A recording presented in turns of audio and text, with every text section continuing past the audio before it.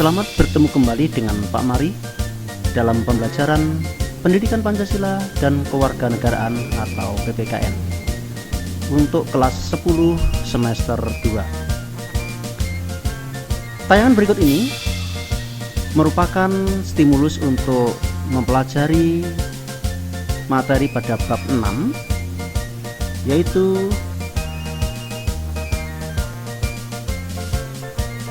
ancaman terhadap negara dalam Bingkai Bhinneka Tunggal Ika.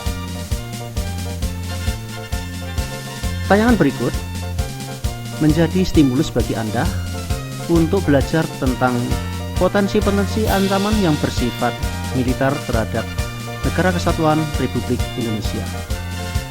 Selamat belajar.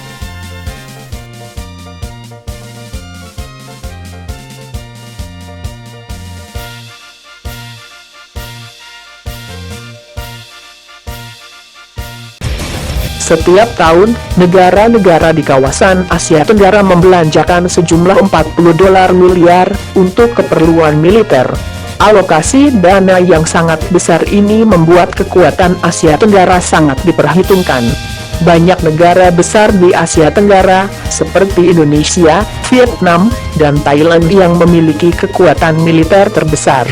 Dari 10 negara yang ada di ASEAN, 5 diantaranya dikenal paling siap perang. Dari kekuatan pasukan, kekuatan darat, laut, udara, serta alokasi dana setiap tahunnya, dirangkum dari berbagai sumber, inilah negara Asia yang akan kuat dalam menghadapi perang. Negara pertama, ada Singapura. Singapura memang negara yang sangat kecil jika dibandingkan dengan negara lain di kawasan Asia Tenggara. Namun, negara ini punya kekuatan militer yang cukup diperhitungkan. Singapura memiliki angkatan udara yang hebat serta beberapa pelontar misil yang bisa membuat negara di sekitarnya khawatir. Setiap tahun, Singapura mengalokasikan dana sekitar 9,8 miliar dolar untuk keperluan pertahanan. Jumlah ini sekitar 3,3% dari PDB. Jumlah ini termasuk terbesar di Asia Tenggara. Dengan wilayah yang sangat kecil, Singapura memiliki pertahanan yang tinggi, belum jika dibantu oleh negara Commonwealth. 2. Indonesia. Saat ini Indonesia memiliki sekitar 476.000 tentara aktif dan 400.000 orang yang bisa digunakan untuk cadangan. Selain itu, jika keadaan darurat datang, Indonesia memiliki 254 juta penduduk yang siap membantu dalam peperangan.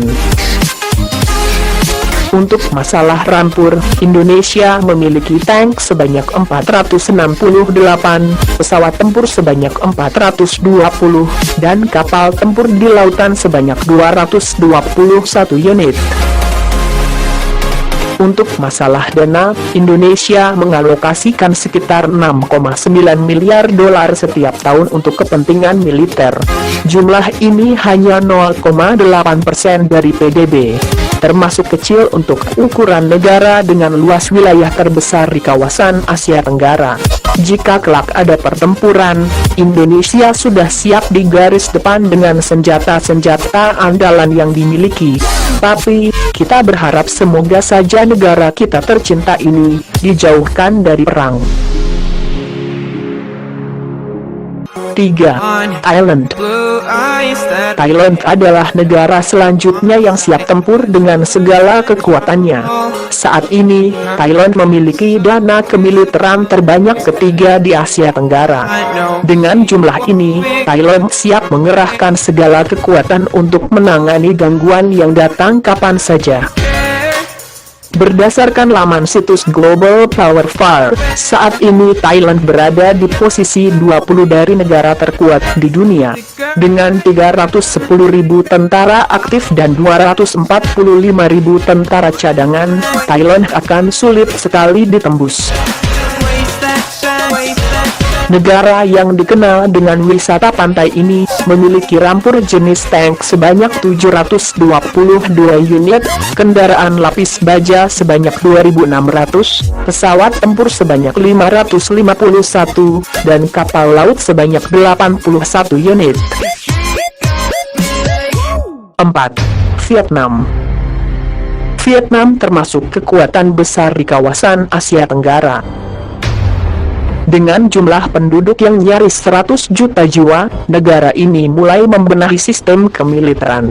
Saat ini Vietnam memiliki 415.000 anggota militer aktif di berbagai bidang. Selain itu, tentara cadangan yang dimiliki oleh negeri ini cukup banyak, sekitar 5 juta jiwa, lebih banyak dari negara lain di regional Asia Tenggara. Untuk pertahanan darat, Vietnam memiliki sekitar 1.470 tank. Pertahanan udara ditunjang dengan 289 pesawat tempur dan 161 pesawat pengangkut. Urusan pertahanan laut, Vietnam mengusung 65 kapal besar, 7 frigat, dan 5 kapal selam.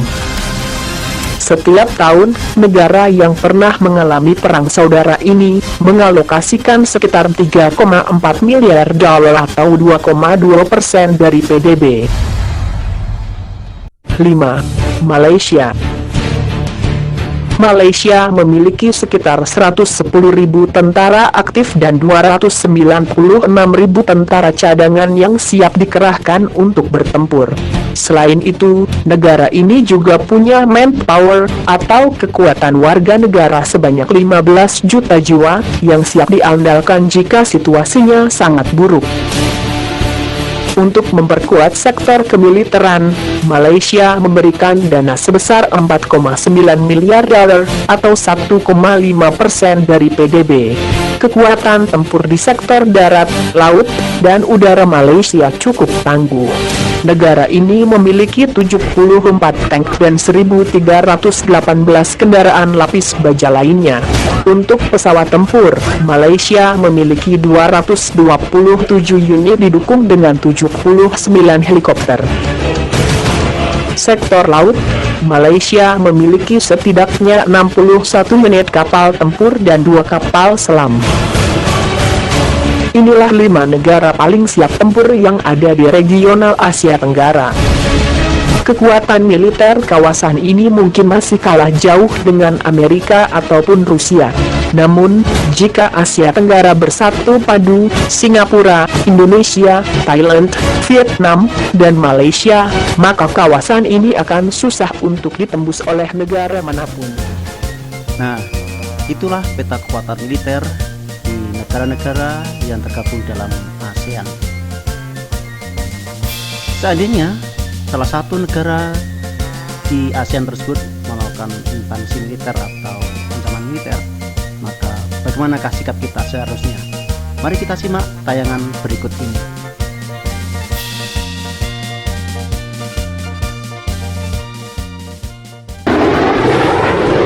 Seperti yang kita ketahui bersama, bahwa kekuatan militer Indonesia memang lebih kuat dibandingkan dengan Malaysia. Jadi, jika berperang 1 lawan 1, kemungkinan Indonesia menang 90%. Tetapi kenyataannya tidak demikian. Harus kita ketahui bahwa Malaysia adalah anggota aliansi Five Power Defense Arrangements atau FPDA, bersama dengan Singapura, Selandia Baru, Australia, dan Inggris. Jika Indonesia berperang melawan salah satu negara ini, berarti negara yang lainnya akan ikut membantu.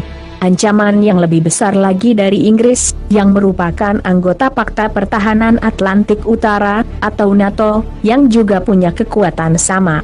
Belum lagi ancaman muncul dari Amerika Serikat, yang dikenal sebagai ayah kandung Inggris, yang merupakan negara terkuat di dunia saat ini.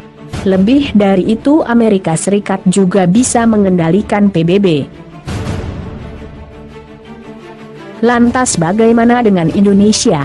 Indonesia boleh saja mempunyai semangat yang berapi-api, tapi itu tidaklah cukup mampu untuk menandinginya.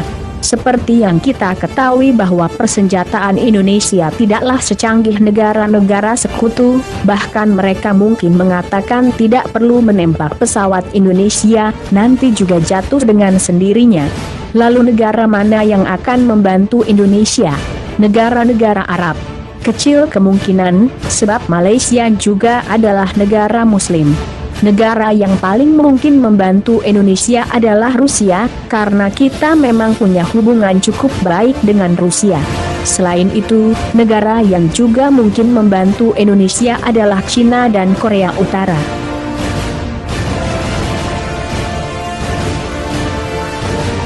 Berdasarkan analisa-analisa itu, kita bisa simpulkan bahwa secara jumlah dan kualitas, Malaysia jauh unggul dari Indonesia. Faktor lain yang juga memengaruhi kemenangan adalah strategi perang. Selain itu juga, ada faktor nasib dan keberuntungan, dan yang terkuat adalah kekuatan Tuhan. Tak ada yang tidak mungkin.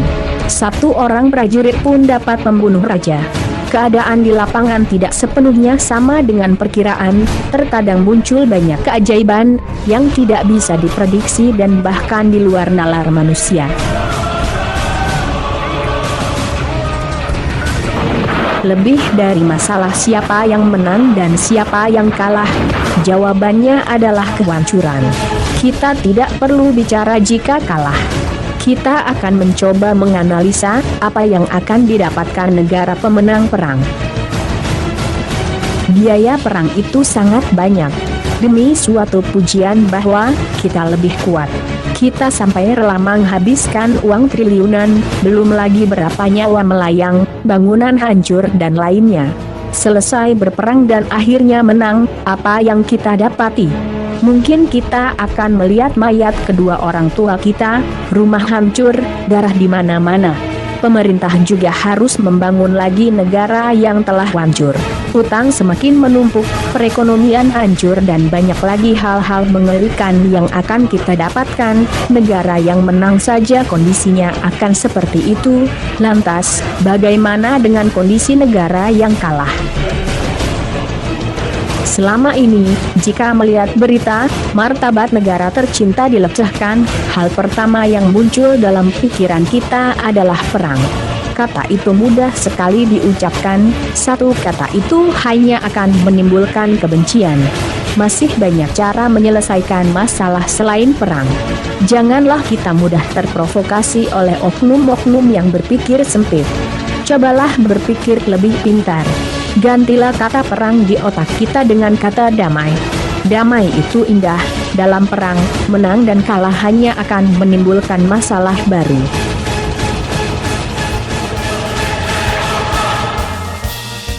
Nah, setelah Anda menyaksikan tayangan tadi, maka di akhir pelajaran atau menjadi PR, Anda mempunyai tugas, yaitu membuat paparan analisis mengenai ancaman secara militer baik dari luar negeri maupun dalam negeri. Dengan ketentuan deskripsi tersebut berisi tentang yang pertama, dasar hukum atau peraturan perundang-undangan yang mengatur tentang sistem pertahanan dan keamanan nasional. Tuliskan ketentuan mulai dari Undang-Undang Dasar Negara Republik Indonesia tahun 1945. Yang kedua, berisi tentang deskripsi mengenai bagaimana pelaksanaan sistem pertahanan dan keamanan nasional yang seharusnya, artinya yang sesuai dengan ketentuan yang berlaku. Yang ketiga, fakta real di lapangan mengenai pelaksanaan sistem pertahanan dan keamanan nasional yang selama ini sudah kita laksanakan. Dan yang keempat, masalah yang muncul dalam pelaksanaan sistem pertahanan dan keamanan nasional akibat adanya perbedaan antara bagaimana yang seharusnya dengan kenyataan pelaksanaan di lapangan. Biasanya antara yang terjadi berbeda dengan apa yang kita harapkan, dan itulah yang menjadi masalah. Yang kelima, kita carikan solusi, deskripsikan solusinya tentang sistem pertahanan dan keamanan nasional. Yang pertama, menurut pemerintah atau pihak lain, baik secara pribadi individual ataupun kelembagaan, yang sudah memberikan jalan keluar atau solusi bagaimana melaksanakan peraturan perundang-undangan tentang pertahanan dan keamanan nasional atau memperbaikinya. Dan yang kedua, solusi menurut Anda. Nah, diharapkan Anda mampu memberikan solusi yang lebih tepat atau sesuai dengan yang kita harapkan. Jadi harapannya adalah bahwa Anda tidak sekedar bisa mengoreksi atau menyalahkan tentang pelaksanaan pertahanan dan keamanan nasional yang selama ini sudah kita jalani, tetapi Anda harus mampu belajar untuk membuat solusinya, merumuskan jalan keluarnya,